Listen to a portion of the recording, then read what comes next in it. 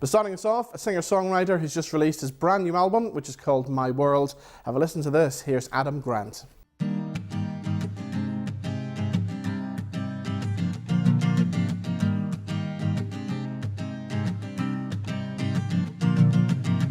Got a question running through my head. Should I go to the bar? Should I just stay home instead?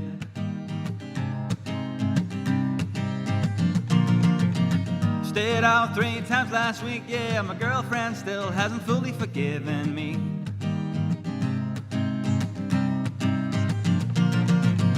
There's Jimmy with his hands on his knees. Got a half pint of Guinness and he couldn't look more happy.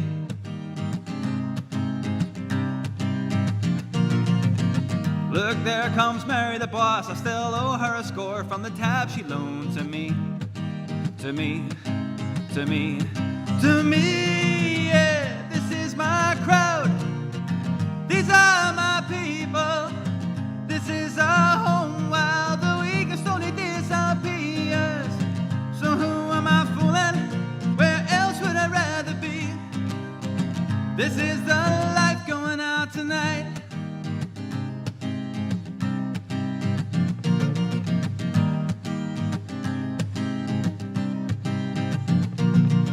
Gary's in the corner taking gear again. Yeah, he says it's not a problem, but those pedals are his only friends.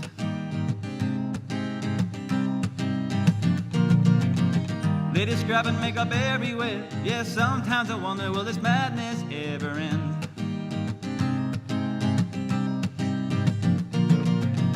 Look, here comes Brian Moore. Yeah, he thinks he's bloody hard, cause he got a job working the door.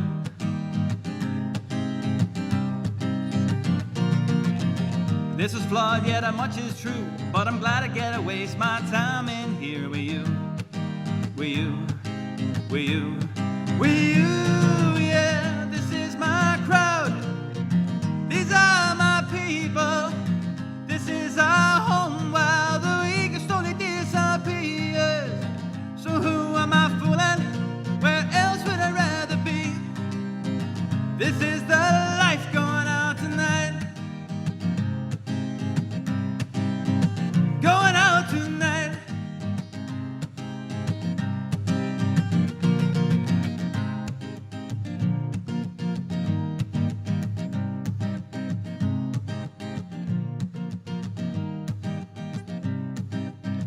This is my crowd. These are my people. This is our home while the weekend slowly disappears. So who am I fooling? Where else would I rather be? This is the life going out. This is my crowd. These are my people. This is our home while the weakest slowly disappears. So who am I fooling? Where else would I rather be? This is the life going out tonight. Going out tonight.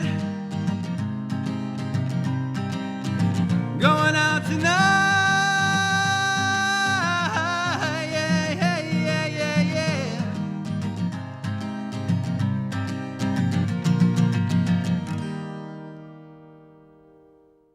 So there we go, a great song called My Crowd, one of the new songs from Adam Grant from his new album My World, which is out now, and the man himself joins us in the studio. Adam, how are you, sir? Hello, Robin, thank you. I'm keeping great, thank you. Thank you for joining us today. Tell us about the song My Crowd. Now, I believe that's a big favourite of Terry Hooley's. It was it's one of the most recent songs on that album.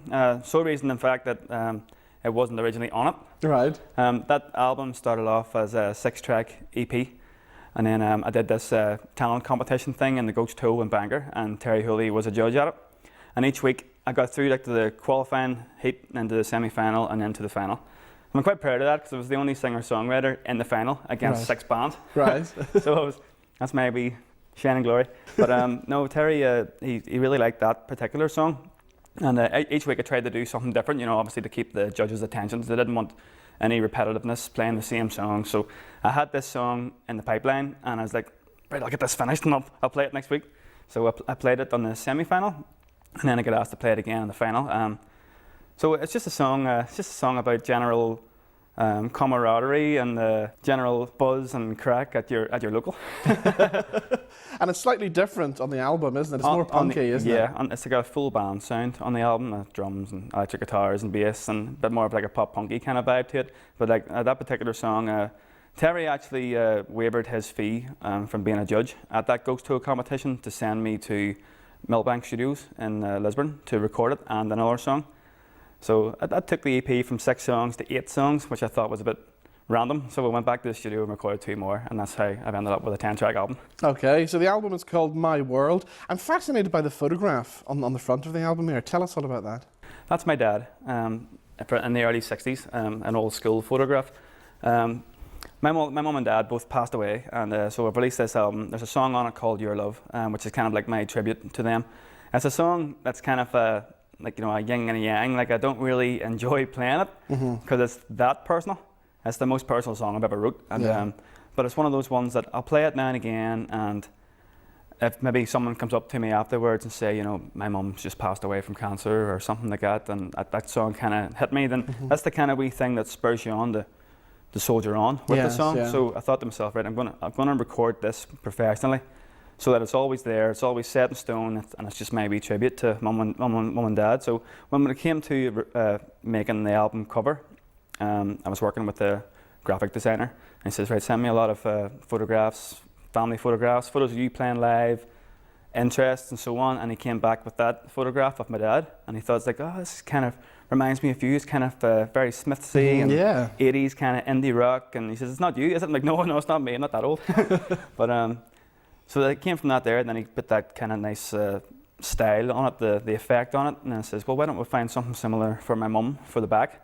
So the photograph on the back is my mum at the Bangor Pier in 1968, and then give me plenty of room then to put the track list and all the legal details and so on. But that's just my wee tribute to my mum and dad. Lovely. So it's always there. So how long did it take to kind of get the whole thing together? Because you've had an EP out before, haven't you? I've had an acoustic, you know, like solo EP out about 2 years ago. It was called The Fight. So then ever since then, like that, it was basically just acoustic singer-songwriter kind of stuff. But that's how I started, you know. Yeah. When I was in my teens, I was in punk bands and so on, and a couple did reasonably well. I was in a band called Sucker Punch, and we played over in Nottingham, Rock City, and a few festivals in England, and local support here at, you know, the Limelight and Mandela. And then just life got in the way, and people went to uni, and you know, I became a dad myself and so on, and kind of bummed about the house for a couple of years, and just picked up the acoustic at home, started writing again, and eventually got to the point that my wife kicked me out of the house. Says, right, get out and go do some open mics or something, could you do my head in?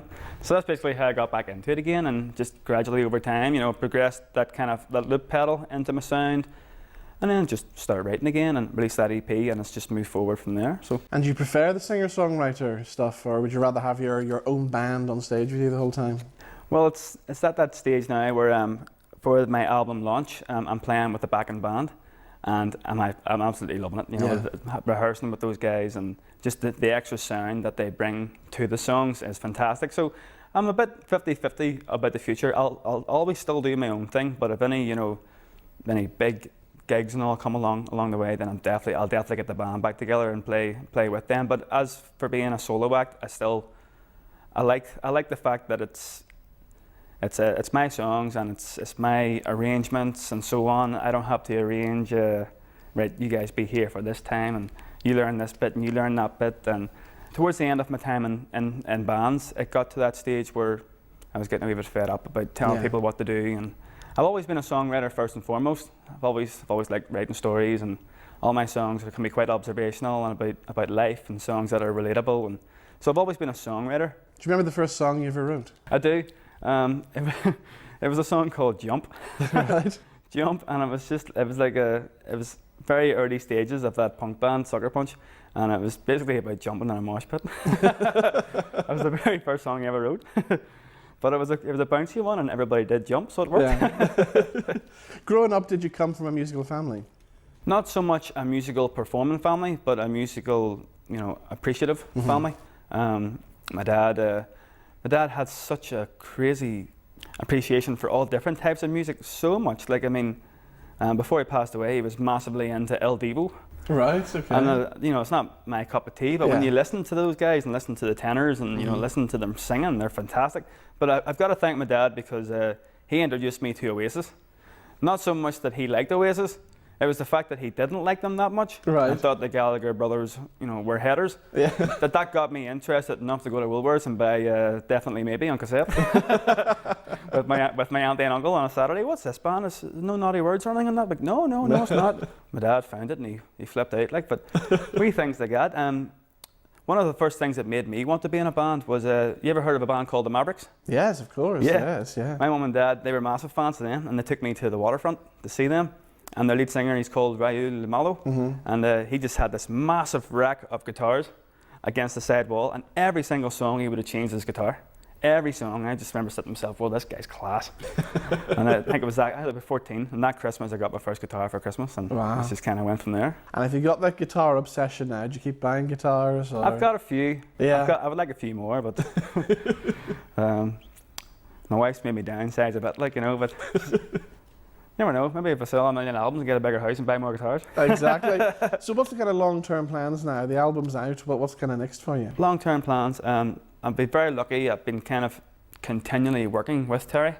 I'm really appreciative of it. That it hasn't just been like a whim type thing. You know, he's me working together a bit. He got me on Radio Ulster and a few bits and bobs, and so hopefully I'm going to continue that relationship with Terry. He's going to try to get me on a few summer festivals and so on. I'm really just going to try and plug the album as much as I can. Brilliant. And like I said, if decent gigs come along, I'll definitely keep performing with the backing band too. Yeah. Okay. Tell us about the next song you're going to do for us. The next song I'm going to do is called Closed Doors. Okay. It's a song.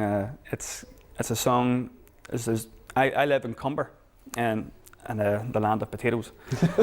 No, there's a lot of. It's sort of like a wee. I pay homage to Cumber in a certain way, and it's kind of about chasing a relationship and basically not closing the door on that relationship. But if anybody's from Cumber, they'll recognise the couple of wee references that are in there, like the Enla River and High Street. And if you're from Cumber, you'll get it. Great But stuff. it's about not closing the door on a relationship, basically fighting for it, trying to keep it alive. Well, Adam, thank you for joining us today, and the very best of luck with the album. It's called My World, and it's out right now. Thank you very much for having me. Thank you.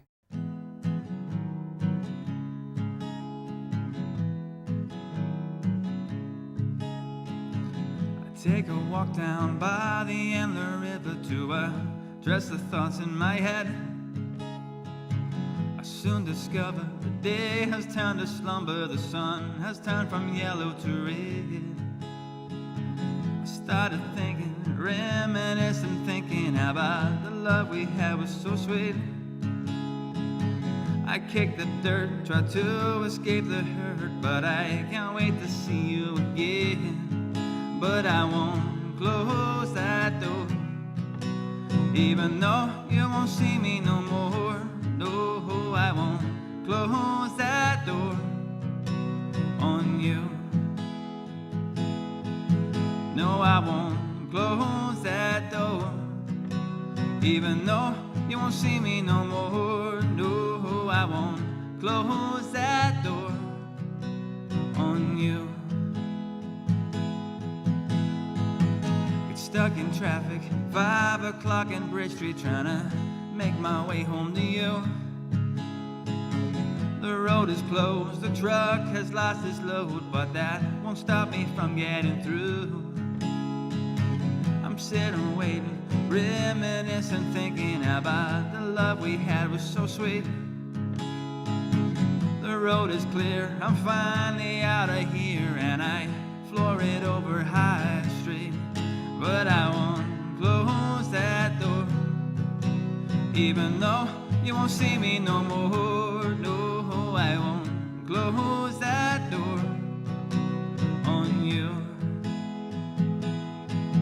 No, I won't close that door, even though you won't see me no more. No, I won't close that door on you.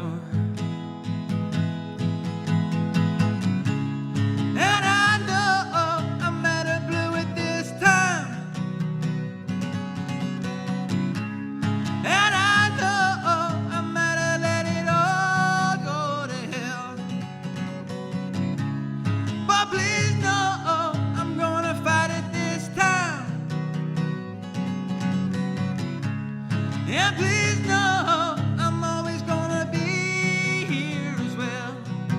Hey, yeah.